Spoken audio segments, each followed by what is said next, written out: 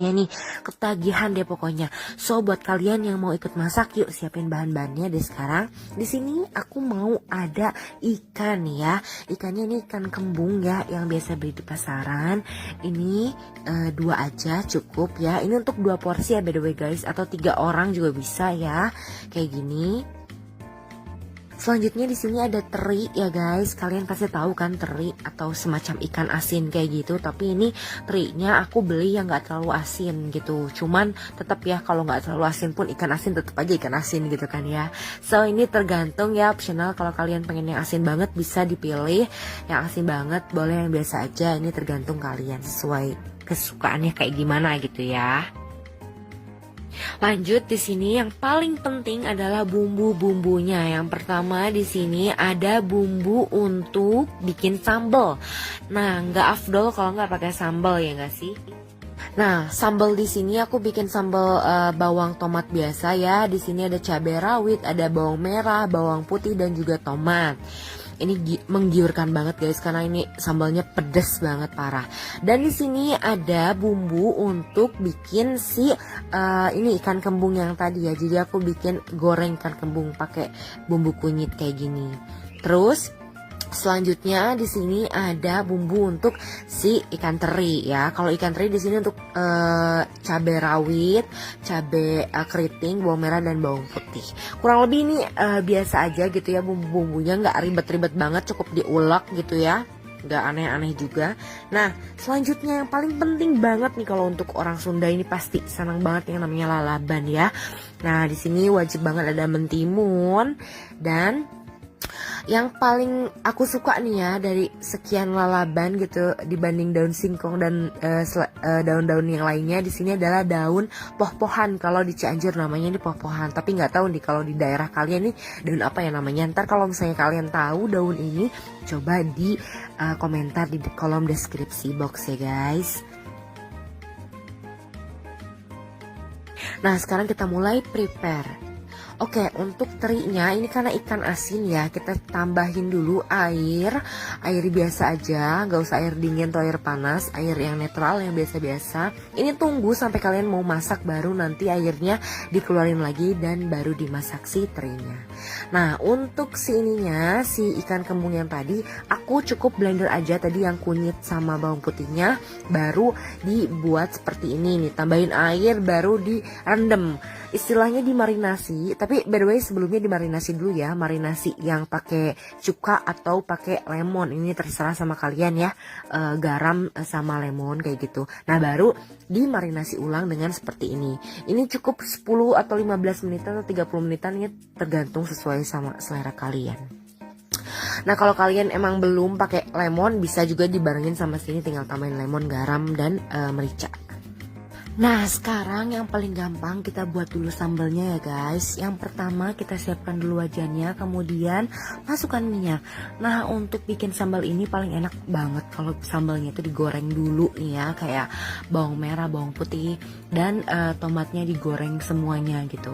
By the way ini tips buat kalian ya, kalau kalian gak mau agak-agak apa ya, percikan-percikan minyak yang panas, aku biasa tutup kayak gini gitu ya, biar nggak meluap-luap gitu si minyaknya. Nah, kalian kalau bikin sambal sukanya sambal apa guys? Karena kan di sini aku biasa bikin banyak tips sambal ya.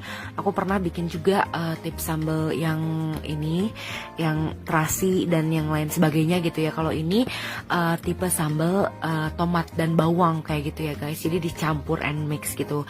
Next mungkin nanti aku bakal bikin sambal andalan aku yang kesukaan suami aku, itu sambal pecel, itu enak banget. Jadi nanti mungkin di konten selanjutnya aku bakal sharing tentang tips sambal kayak gitu ya guys. Nah ini sampai ini ya, sampai agak kering tapi nggak matang banget, artinya nggak sampai keiteman atau gosong gitu ya. Jadi cukup aja segini baru nanti kita ulek.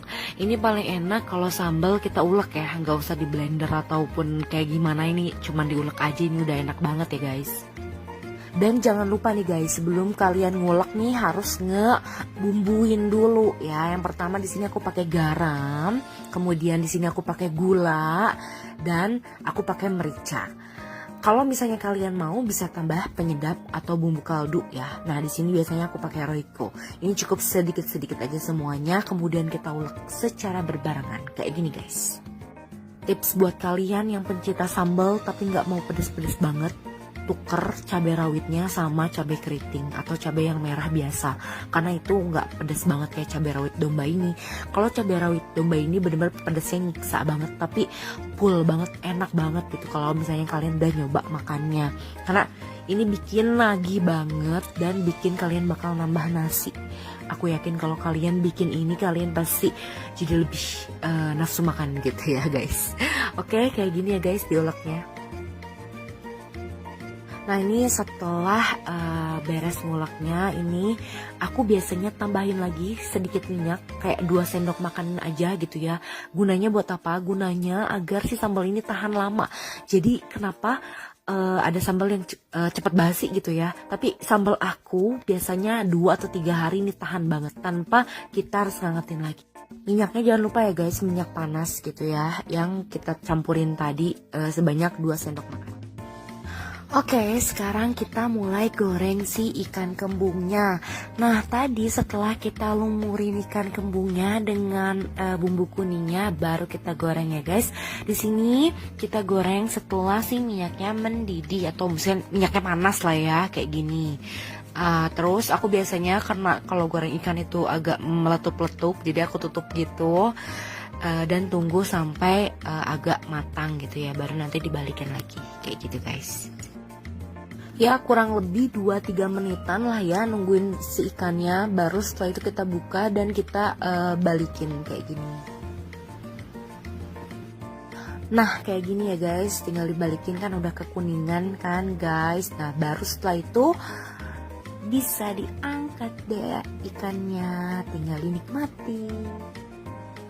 Oke, sekarang kita mulai tumis terinya. Yang pertama di sini kita masukkan dulu minyaknya guys, karena kita pakai minyak yang sedikit aja, nggak terlalu banyak. Baru kita tumis yang tadi ya, bumbu-bumbunya yang udah disebutin tadi, bawang merah, bawang putih dan cabai keriting serta cabai rawit.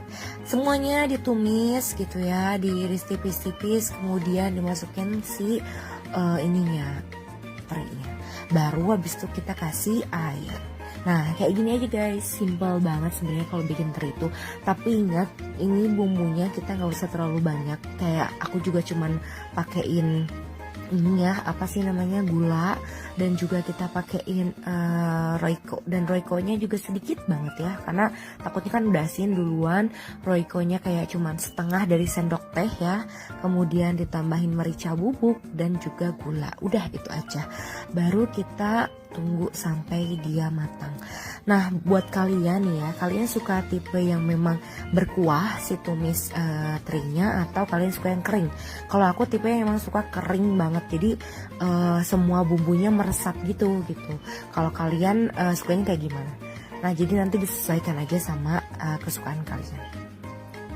Tumis teri ini sebenarnya bisa dicampur dengan berbagai macam gitu ya guys ya, bisa campur sama tempe atau yang lainnya gitu.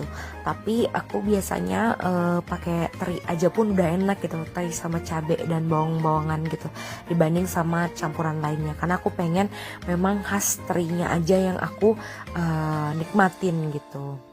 Nah kayak gini guys, ini udah lumayan cukup kering. Nah sekarang kita mulai plating karena udah siap untuk dihidangkan.